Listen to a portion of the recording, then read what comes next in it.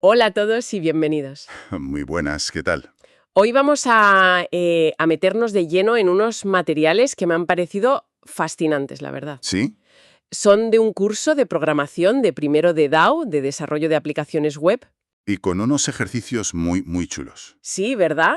Desde simular el juego de las 7:30, gestionar un cine o incluso recrear el universo de Matrix, que me encantó. Sí, son ejercicios que te obligan a pensar de verdad en la estructura, en la arquitectura de lo que estás montando. Exacto. Y esa es un poco la misión de hoy. Porque más que ver las piezas por separado, las fuentes insisten mucho en cómo encajan. Totalmente. Es como si tuviéramos tres tipos de Lego, ¿no? Unos que cambian de forma, que serían los genéricos, otros que siguen instrucciones complejas, la programación funcional, y luego pues los contenedores, las colecciones. Y juntos te permiten construir casi cualquier cosa. Eso es. La clave, y esto es una idea que sale todo el rato, es la arquitectura. Totalmente. Hay una cita en los propios materiales que a mí me parece que lo resume de maravilla. A ver. Dice algo así como, programar sin una arquitectura en mente es como explorar una gruta con una linterna. No sabes dónde estás, ni de dónde vienes, ni hacia dónde vas. Qué bueno. Pues vamos a intentar dibujar ese mapa hoy. Venga. Venga, pues empecemos por los cimientos de esa arquitectura, los genéricos. A menudo, programando, me he encontrado con el mismo problema una y otra vez. Ajá. Escribo una función que es genial para ordenar, no sé, una lista de números. Y justo después necesito la exacta misma lógica para ordenar una lista de nombres. Y acabas copiando y pegando. Y acabo copiando y pegando, cambiando solo una palabra.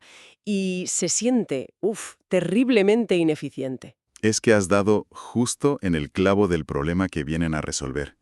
Ese era el pan de cada día antes de los genéricos. Claro. Y tenías dos malas soluciones. La primera, la que dices tú. Duplicar código, que es una pesadilla de mantener. Total. Y la segunda era usar una especie de caja universal que se llamaba Object. Que a priori suena bien, ¿no? Una caja para todo. En teoría. En la práctica, era como meter cada cosa, daba igual si era un número o un texto complejo, en una maleta de hierro pesadísima. Vaya. Funcionaba, sí, pero el coste en rendimiento era brutal. El sistema tenía que estar todo el rato empaquetando y desempaquetando los datos. El famoso boxing y unboxing. Justo. Y eso consume muchísimos recursos. Perdona que te interrumpa. O sea que boxing es literalmente coger un valor simple, como un número, y meterlo a la fuerza dentro de una caja de objeto más compleja. Exactamente. Suena increíblemente ineficiente porque lo es. Ya. Y es precisamente el problema que los genéricos solucionaron de una forma elegantísima. Son como un molde universal. Me gusta esa metáfora. Creas el código una sola vez, la famosa list-t, por ejemplo, y luego le dices al molde qué forma tiene que coger. Si le dices list-int, pues crea una lista súper optimizada para números. Si le dices list-string, para textos. Y con eso ganas en todos los frentes. Ganas en todos los frentes. Tienes reutilización de código, seguridad de tipos, porque el compilador ya te avisa de errores antes de ejecutar nada, y un rendimiento espectacular. Vale. Este molde universal o esta maleta mágica que se adapta a todo suena genial, pero también un poco caótico, ¿no? ¿En qué sentido? ¿Hay alguna forma de decirle a esa maleta, oye, aquí solo puedes meter ropa, nada de herramientas pesadas? O sea, ¿cómo se controla ese poder para que no se nos vaya de las manos? Esa es la pregunta crucial, de hecho, y la respuesta son las restricciones o constraints. Ah, vale. Son exactamente eso, reglas que le pones al molde. Es como decirle, mira, solo voy a aceptar tipos de datos que cumplan estas condiciones. Ponme un ejemplo. Por ejemplo, con werte.class le estás diciendo que esa t tiene que ser una clase, un objeto complejo, no un simple número. O una muy potente, que es werte.new. New, o sea que exige que se pueda crear uno nuevo. Exacto. Exige que el tipo que le pases tenga un constructor vacío, que se pueda crear de la nada. ¿Y por qué querrías exigir eso? Porque te permite, dentro de tu código genérico, crear nuevas instancias de ese tipo T, incluso sin saber qué tipo esté. Ostras, claro. Te da un poder enorme para fabricar objetos de forma súper flexible, pero con la garantía de que se pueden construir. Es la mezcla perfecta de flexibilidad y seguridad. Entendido. O sea, los genéricos nos dan estos contenedores súper flexibles, pero una vez que tenemos, no sé, una list stream con miles de nombres de personajes de Matrix, Ujú. ¿cuál es la forma más moderna, más elegante de trabajar con esos datos? de filtrarlos, de transformarlos, porque el bucle for de toda la vida a veces se siente un poco tosco. Es que esa es la pregunta que nos lleva de cabeza al segundo pilar, la programación funcional. El cambio de chip. Es un cambio de paradigma total, sí.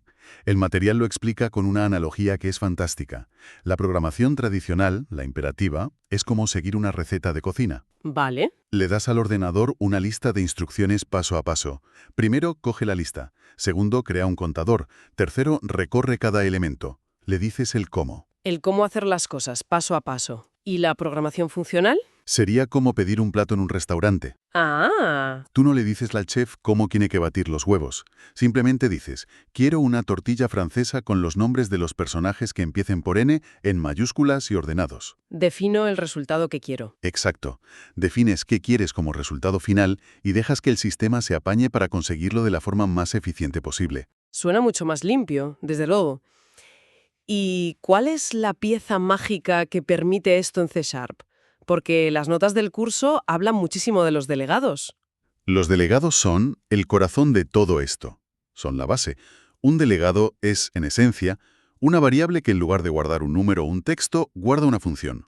O sea, es un puntero a una función. Es un puntero a una función. Sí, un contrato que dice, aquí voy a guardar una función que cumple estas características. Esto permite tratar a las funciones como ciudadanos de primera clase, ¿En qué sentido? en que las puedes pasar como argumento a otra función, las puedes guardar en una lista, puedes hacer que una función devuelva otra función. O sea, que el código puede manipular otro código. Exactamente. Y aunque puedes crear los tuyos, el temario destaca 3 que ya vienen hechos y que cubren el 99% de los casos. A ver, tienes action, para una función que hace algo pero no devuelve nada, como imprimir por pantalla. Luego func, que siempre devuelve un valor. Y finalmente predicate. Ah, el predicate me encantó en los apuntes. Lo describen como el portero de una discoteca. Es que es la metáfora perfecta. Un predicate es una función que recibe algo y siempre, siempre devuelve verdadero o falso. ¿Entra o no entra? Exacto. Es la base de todos los filtrados. Y sobre esto, claro, se construyen las famosísimas expresiones lambda. Claro. Un momento, yo entiendo la concisión, pero esa sintaxis de persona igual, persona.nombre igual by NIO, a ver, para alguien que empieza se lee casi como un jeroglífico. El material lo vende como algo muy legible, pero no corremos el riesgo de crear un código que es muy inteligente, pero que a primera vista no entiende nadie. Es una preocupación muy válida, ¿eh? Y es un debate clásico en programación. Ya. La legibilidad de una lambda depende mucho de la costumbre. Al principio choca, sí, pero cuando te haces a ella, te permite escribir lógica muy compleja de forma increíblemente compacta. Justo donde la necesitas. Justo donde la necesitas sin tener que declarar un método entero en otra parte del fichero. Es como una nota rápida de código. Y cuando las combinas con los métodos de extensión, Que son, según los apuntes, como añadirle gadgets a un coche ya fabricado. Me encantan las metáforas. es que es otra analogía genial. Puedes añadir métodos a clases que no son tuyas, como a la propia listé. Ah, vale. Y eso te permite hacer cadenas de operaciones. Personajes.where.orderby.select. Se lee casi como una frase en inglés que describe la transformación de los datos. Es la esencia de la programación declarativa. Vale. Esto empieza a encajar. Tenemos los cimientos flexibles con los genéricos. Sí, y ahora tenemos esta lógica funcional súper expresiva para manipular los datos. Pero nos falta lo más básico. ¿Dónde guardamos esos datos? Entramos en el terreno de las colecciones. Así es.